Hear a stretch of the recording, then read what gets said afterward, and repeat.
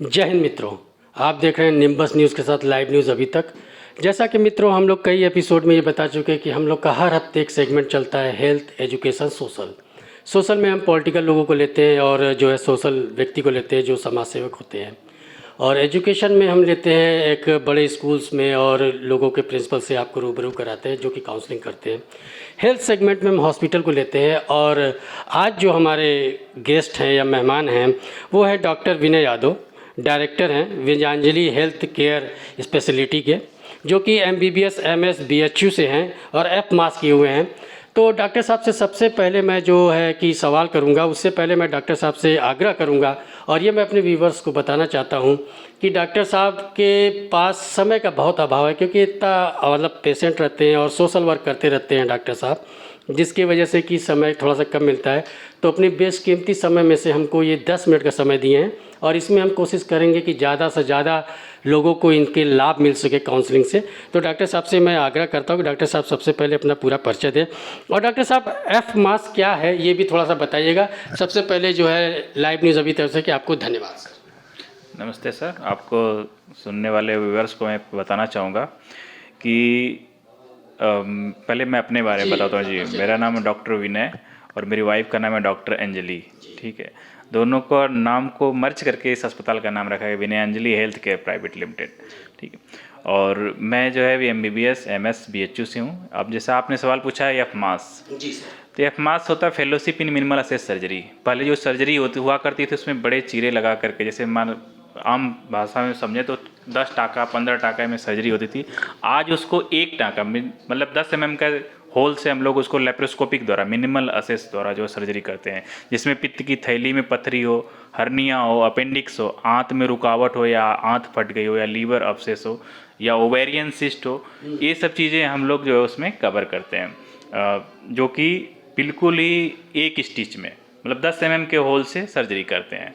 तो इससे एडवांटेज ये रहता है कि पेशेंट आज एडमिट हुआ, आज ऑपरेशन हुआ, कल एक दिन के बाद फिर डिस्चार्ज हो जाता है, अपना डेली रूटीन का काम कर सकता है, पेन फ्री होता है, दर्द नहीं होता है, इजीली चलता है सब कुछ। जैसे पहले क्या चीरा लगा देने के बाद आदमी 7 दिन तक भर्ती रहता था, कम से कम 7 से 10 दिन, उसका यहाँ उसके लिए बहुत आसानी से वही सेम ऑपरेशन पेशेंट को और कैमरा डाल करके पूरा किया जाता है। तो एक एक चीज़ दिखती है और अच्छे से कोई और भी पेट के अंदर जैसे कैमरा गया तो पूरा और भी कोई बीमारी है तो एक तरह से डायग्नोसिस भी हो जाती है कि इसके और भी कोई चीज़ है। तो ये पेशेंट के लिए बहुत अच्छा है। डॉक्टर साहब, जैसे कि सुनने में आया है कि आप BPL वाले लोगों के लिए या फिर जो बहुत ही मतलब बिलो पॉवर्टी लाइन से भी जो नीचे है, BPL से नीचे है, उनके लिए आप जो है फ्री आप कास्ट जो है OPD करते हैं। तो डॉक्टर साहब, अगर वो OPD कर लेता है या करवाता है और आपको लगता है कि बिना ऑपरेशन इनका ठीक नहीं होगा, तो फिर उनको आप कैसे मैनेज करते हैं और दवा के लिए फिर क्या करते हैं? देखिए, पहला तो एक मैंने आयुष्मान के लिए अप्लाई कर रखा है, हो सकता है कि 20 तारीख तक मुझे मिल जाए आयुष्मान। तो आयुष्मान के अंतर्गत जो आयुष्मान कार्ड वाले उनको फ्री में ऑपरेशन की सुविधा होती है। अब BPL का तो पहले से ही मेरा है कि उनको OPD चार्ज नहीं लिया जाता, OPD फीस माफ़ रहेगी, दवा मेडिसिन वगैरह जहाँ से लेना चाहें अपना ले सकते, कोई ज़रूरी नहीं कि हॉस्पिटल से लें, बाहर से कहीं से भी ले सकते हैं। ठीक है, उनके लिए फ्री में हम अपना कंसल्टेशन मेरा फ्री रहेगा, फ्री रहता है। और उनकी रही बात ऑपरेशन की, जैसे उनके आयुष्मान कार्ड भी नहीं है, BPL कोई कार्ड नहीं है, तो उसमें हम उसमें कंसेशन देते हैं, 50% कंसेशन रहता है उनके लिए। जो गरीब आदमी है अगर वाकई में लगता है कि यहाँ की है तो बिल्कुल उनको 50% डिस्काउंट के साथ ऑपरेशन की सुविधा दिया जाएगा। डॉक्टर साहब, आप सबसे पहला सवाल जो आप सवालों से सिलसिला शुरू करते हैं, डॉक्टर साहब कैसे एक व्यक्ति को समझ में आता है कि हमारे पित्त में मतलब पथरी है या कि हमारे किडनी में पथरी है, और ये कब उनको सिम्टम क्या होते हैं? जैसे पित्त की थैली में पथरी रहेगा तो ज़्यादा उनको गैस की समस्या रहेगी। उनको जब भी कुछ ऑयली चीज़ खाएंगे, कोई तेली पदार्थ बाहर का खाना खाएं तो गैस ज़्यादा बनेगी और राइट साइड में यहाँ पर उनको दर्द महसूस होगा। ठीक है, ये चीज़ पहला सिम्टम उनको होता है। फिर बार बार अटैक आता है तो और तेज़ सीवियर पेन होने लगता है। शुरुआत में सिर्फ गैस या ढकार जैसी ऐसी चीज़ रहती है, तो एक अल्ट्रासाउंड के जरिए इसको इजीली डायग्नोस किया जा सकता है कि इसमें पित्त की थैली में पथरी है। और किडनी स्टोन के लिए किडनी का जो दर्द होता है वो राइट फ्लैंक में होगा, यहाँ से दर्द होगा, नीचे की तरह रेडिएट करता है और पेशाब में जलन के साथ होगा। तो वो पेशेंट कभी भी कोई दर्द हो या गैस की ज़्यादा समस्या हो तो आपको मिलना चाहिए सर्जन से। वो एक एडवाइस अल्ट्रासाउंड करा लेंगे, जो कि 700-800 में जांच होती है। ये अल्ट्रासाउंड हो जाएगा जिससे कि क्लियर हो जाता है कि अगर है तो उसका इलाज दूरबीन द्वारा विदाउट छोटे से चीरे द्वारा जो है सर्जरी पॉसिबल है, नया टेक्नोलॉजी के द्वारा। और बिल्कुल पेन फ्री 2 दिन में पेशेंट घर जाता है, कम पैसे में अच्छा काम होना। डॉक्टर साहब कुछ चीज़ें, ये चीज़ हमारे व्यूवर्स ने हमको मेल भी किया था कि जो कि हार्निया का ऑपरेशन होता है, तो हार्निया का जैसे कि मैं बहुत से हॉस्पिटलों का नाम ले लूँगा, ये अंडरस्टूड है। तो बहुत से हॉस्पिटल हार्निया को इस तरीके से प्रस्तुत करते हैं कि उनको बड़ा गंभीर बीमारी हो गई, जबकि होता है हार्निया। तो ऐसी क्या सिम्टम होती है कि वो हार्निया ही होता है वो, और वो आके आपके यहाँ या फिर अच्छे डॉक्टर से मिलके वो अपना इलाज करा लें, और उसके इलाज में क्या एक्सपेंसेस आते हैं और कितने देर का ये ऑपरेशन होता है और व्यक्ति अपने घर चला?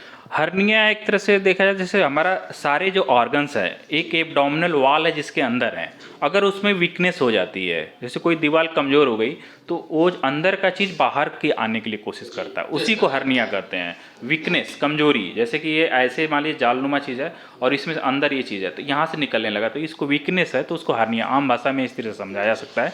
तो इस हर्निया कोई ऐसा बहुत कॉम्प्लिकेटेड चीज़ नहीं है, लेकिन अगर समय रहते इसका इलाज कराया जाए, क्योंकि जो अगर कभी कभी क्या होता है कि कंटेंट जो बाहर आ रहा है वो इसमें फंस जाने का डर रहता है, जैसे आंत आ गई फंस गई तो उसको गैंग्रीन होने का डर रहता है, तो उसको टाइम से ऑपरेट करा लेना चाहिए। हर्निया का बहुत ही सिंपल ऑपरेशन है, कोई दिक्कत की बात नहीं है। 30 to 40 मिनट्स में ऑपरेशन हो जाता है, ईजिली हो जाता है, 2 दिन में पेशेंट डिस्चार्ज हो जाता है और कम कास्ट में हो जाता है इसका। डॉक्टर साहब कितने देर में वो, मतलब क्या जैसे वो 4-5 घंटे रहा हॉस्पिटल में आपके, तो क्या वो मतलब 7वें-8वें घंटे बाद वो घर जा सकता है? नहीं, हर्निया के लिए आपको स्पाइनल में होता है, स्पाइनल का इफेक्ट 24 घंटे रहता है, 24 घंटे तक आपको रहना है, मतलब 2 डेज तक यहाँ स्टे रखना पड़ता है। जैसे आज ऑपरेशन हुआ तो परसों डिस्चार्ज हो जाएंगे। डॉक्टर साहब पेट में गांठ पड़ जाना, और उस गांठ से क्या हम इसको समझ सकते हैं कि वो कैंसर की स्टार्टिंग है, कि उसको तुरंत जो है एक्सरे या फिर जो अल्ट्रासाउंड करा के उसका इलाज कर लिया जाए और काट दिया जाए फिर दोबारा ना?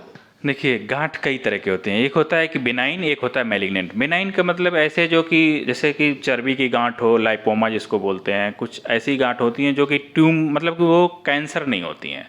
तो हर एक गांठ कैंसर कोई ज़रूरी नहीं कि हो, लेकिन उसका जांच करना बहुत जरूरी। अगर कैंसर है तो टाइम से करना सर्जरी, जिससे कि वो पूरी तरह से बाहर निकल जाए।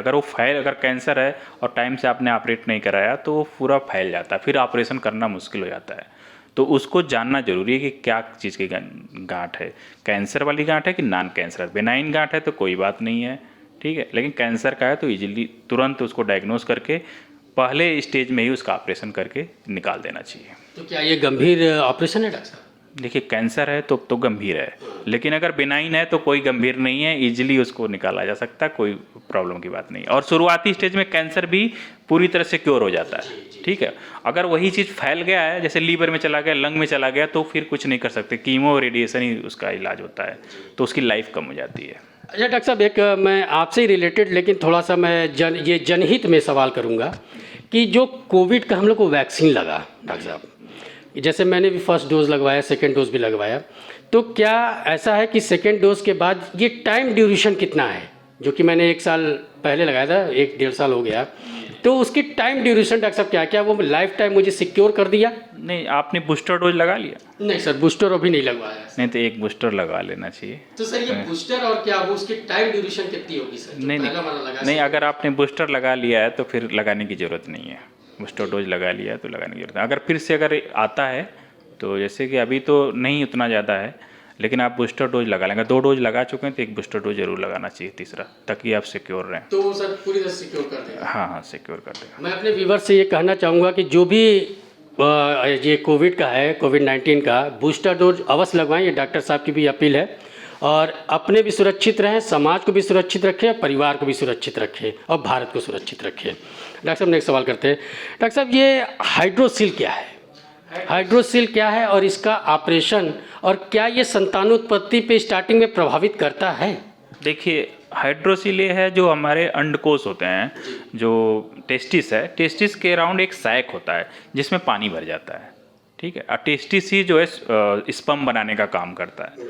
तो अब उसके अराउंड जो है एक थैला नुमा पानी जिसमें बना हुआ है, तो ऐसा नहीं कह सकते कि वो उस इफेक्ट नहीं डालता है। लंबे समय तक रहेगा तो थोड़ा सा उसका कोई भी चीज़ हो जिस पर थोड़ा प्रेशर पड़ रहा है तो इफेक्ट पड़ेगा, बट इतना ज़्यादा कोई गंभीर बीमारी नहीं। हाइड्रोसिल बहुत आसान बीमारी है, 10 मिनट में ऑपरेशन हो जाता है, आदमी उसी दिन 1 घंटे में घर चला जाता है, तो उसको करा लेना चाहिए। डॉक्टर साहब, अच्छा, इसके होने के कारण, जैसे कि हमने बचपन में सुन रखा था कि होने के कारण ये होते हैं कि बहुत ज़्यादा साइकिल चलाना या फिर चेयर पे बहुत देर तक बैठे रहना या कुछ ऐसी चोट लग जाना, क्या ऐसा होता है? नहीं नहीं, हाँ देखिए, कभी चोट लग जाती है तब उसकी वजह से भी हो सकता है। कभी कभी याट्रोजेनिक भी होता है, जो हमारी म्यूकोसा है अपने आप उतना सिक्रीशंस करने लगती है, तो उसकी वजह से भी हो सकता है। और कभी जो रब कर रहे हैं, जो म्यूकोसा आपस में रब करती है, या कभी चोट लगी है वहाँ पर टेस्टिस के अराउंड, तो स्क्रोटम में, तो तभी बनने का रीजन रहता है। लेकिन इसके बहुत सिंपल ऑपरेशन है, इसको करा लेना चाहिए। तो डे केयर में ऑपरेशन हो जाता है, पेशेंट 1 घंटे में घर जाता है।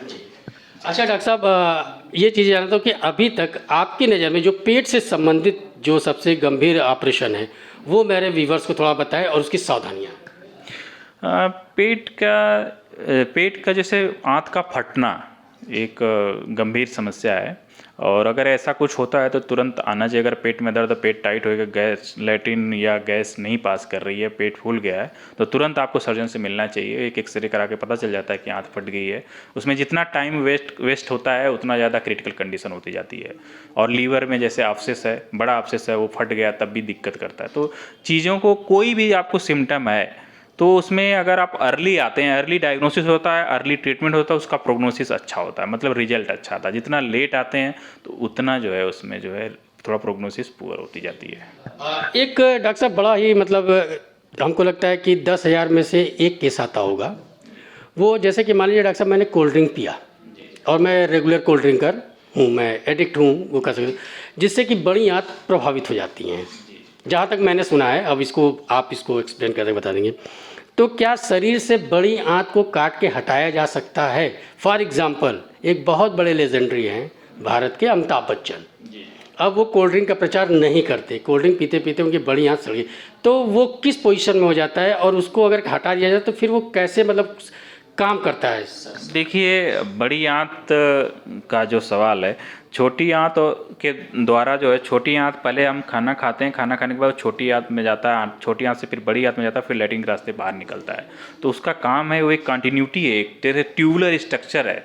तो उसको निकालने के लिए ऐसा नहीं होना चाहिए कि निकाल देने के बाद आपका डेली रूटीन का काम बिल्कुल प्रभावित नहीं होगा, बिल्कुल प्रभावित होगा। उसका बहुत ही मेन फंक्शन है उस चीज़ को।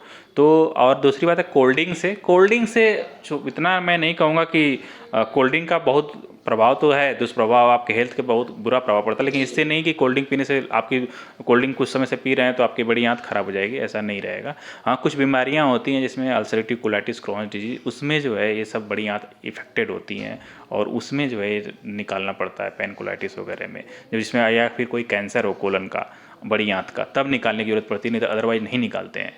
ठीक है, अगर इसको निकाल दिया गया तो फिर लैट्रिन का रास्ता आपको कन्वर्ट करना पड़ता है, जो कि क्रिटिकल सर्जरी हो जाती है। अपने व्यूवर्स को हम बताना चाहेंगे कि इस समय जो है हम लोग वीरांजलि हेल्थ केयर स्पेशलिस्ट में हैं और डॉक्टर साहब की वाइफ भी जो है सोशल वर्क में जुड़ी हुई हैं, जिनका नाम है डॉक्टर अंजलि यादव। तो डॉक्टर साहब से भी पूछेंगे कि जो डॉक्टर साहब हैं, जो स्त्री रोग विशेषज्ञ हैं, वो किस चीज़ की मतलब वो करती हैं और कब से कब बैठती हैं, जिससे कि हमारे व्यूवर्स अगर इनके सलाह से ठीक हो जा रहे हैं तो ठीक है, नहीं ठीक होते हैं तो ये मेरा आग्रह है कि डॉक्टर साहब से आके मिलें, जो कि चिरैगांव, नियर चिरैगांव ब्लॉक के पास ही है, रुस्तमपुर में। तो डॉक्टर साहब थोड़ा सा जो है मैडम के विषय में बताएं। जी, मेरी वाइफ का नाम डॉक्टर अंजलि यादव, उन्होंने MBBS और FGO किया हुआ, फेलोशिप ऑफ सनगाइनी, स्त्री एवं प्रसूति रोग। उनका भी टाइमिंग सेम है, हम लोगों का टाइम 10 से 5 है, 10 से 5 बैठते हैं। डॉक्टर साहब, लास्ट सवाल, अपेंडिक्स जो होता है डॉक्टर साहब, अपेंडिक्स शरीर के किस भाग में होता है? और अगर, क्योंकि सुना है इसका दर्द जो होता है वो असहनीय होता है, असहनीय पीड़ा होती है, और अगर उसको सही समय पर इलाज न किया जाए तो अपेंडिक्स जब फटता है तो हमको शरीर पे क्या प्रभाव पड़ता है? क्या इससे मृत्यु भी हो सकती है? जी बिल्कुल, अगर अपेंडिक्स को बिल्कुल नज़रअंदाज कर दिया जाए, अपेंडिक्स फटी हुई है और उसको ट्रीटमेंट नहीं दिया जाए तो सीरियस हो सकता है। लेकिन अपेंडिक्स को पहली बात है कि इतना तेज़ दर्द होता है, आपके पेशेंट आता है और क्लिनिकली उसको डायग्नोस किया जा सकता है कि अपेंडिक्स है, और अगर टाइम से ऑपरेशन कर दिया जाए तो ईजिली उसको जो है ना बिना कोई कॉम्प्लिकेशन के 2 दिन में पेशेंट घर जाता है। अगर वो अपेंडिक्स में मवाज बन गया, फट गई, तो टाइम लगता है, सर्जरी में भी टाइम लगता है, हमें वो छोट हो सकता है उस पूरी आंत को निकालना पड़े, या फिर उसको एक एंटीबायोटिक दे करके कम किया जाता है, फिर 1 महीने के बाद फिर ऑपरेशन कर किया जाता है। तो अगर टाइमली उसको ऑपरेशन किया, दूरबीन द्वारा डायग्नोस्टिक लैप्रोस्कोपी द्वारा उसका ऑपरेशन हो जाता है। बिल्कुल ये एक 10 mm के पोर्ट से जो है हम लोग दूरबीन द्वारा जो उसका अपेंडिक्स का ऑपरेशन कर देते हैं। पेशेंट के लिए बहुत बेनिफिट होता है, स्कार भी नहीं पड़ता। डॉक्टर साहब, आपका ये तो पूछना नहीं चाहिए लेकिन मैं पूछ रहा हूँ कि जो ऑपरेशन का सक्सेस रेट है, जो आपके हॉस्पिटल में बहुत से ऐसे केस आते होंगे जो आप भी रिफ़र कर देते होंगे, तो सक्सेस रेट जो है वो हमारे व्यूअर्स जानना चाहेंगे। नहीं, सर्जरी में कोई मैं रिफ़र नहीं करता हूँ। सर्जरी का उसी का मैं स्पेशलिस्ट हूँ। लेप्रोस्कोपी द्वारा जो सर्जरी होती है उसको मैं करता हूँ। हाँ, कार्डियो वगैरह के जो पेशेंट होते हैं, कार्डियोलॉजिस्ट के पास मैं उसको रेफ़र करता हूँ। अदरवाइज जो अपना पेशेंट है, मैं सर्जरी का ही स्पेशलिस्ट हूँ। जो सर्जिकल है उसको नहीं रेफ़र करते, उसके अपने यहाँ सब कुछ 100% सक्सेस रेट के साथ ऑपरेशन होता है।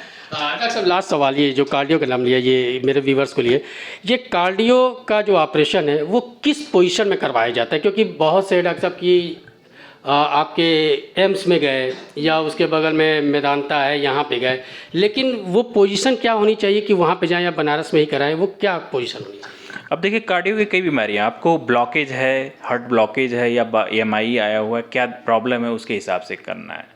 ठीक है, तो CT एंजियो वगैरह करा करके देखा जाता है कि ब्लॉकेज कितना परसेंटेज है। दवा से हो जाए तो दवा से करना है, अदरवाइज आपको जो है अगर उसमें स्टंट डालना है, क्या करना है, कार्डियोलॉजिस्ट बताता है उसको, और आपके लाइफ स्टाइल चेंज करना बहुत ज़रूरी है। तो डॉक्टर साहब, कुछ ऐसा सवाल है जो मैंने पूछा हूँ और आप बताना चाहें हमारे व्यूवर्स को? हमारे पास हम ये बताना चाहेंगे कि कोई भी बीमारी हो, आप डॉक्टर से मिलें। हर विभाग के अलग डॉक्टर होते हैं और उनसे आपको मिलना ज़रूरी है, और टाइमली मिलेंगे तो अच्छा इलाज होगा, और पेशेंट के लिए भी अच्छा होता है, डॉक्टर सर्जन को भी अच्छा होता है अगर इजीली उसका इलाज किया जाए टाइम से। तो जी, आपने अभी तक देखा कि हमारे साथ डॉक्टर साहब विनय यादव जी जुड़े हुए थे, जो कि MBBS MS और जो कि F-MAS थे, और इनकी सलाह को हमारे व्यूवर्स माने, और अगर नहीं ठीक होता है तो डॉक्टर साहब का मैंने एड्रेस भी बता दिया है। अभी हमारे उस पर जो है, इस पर आपको लिंक भेज दिया जाएगा और उस पर नंबर भी चलता रहेगा, मिले। अब हम लोग अगले मुकाम की तरफ निकलते हैं, तब तक के लिए धन्यवाद, सहयोग।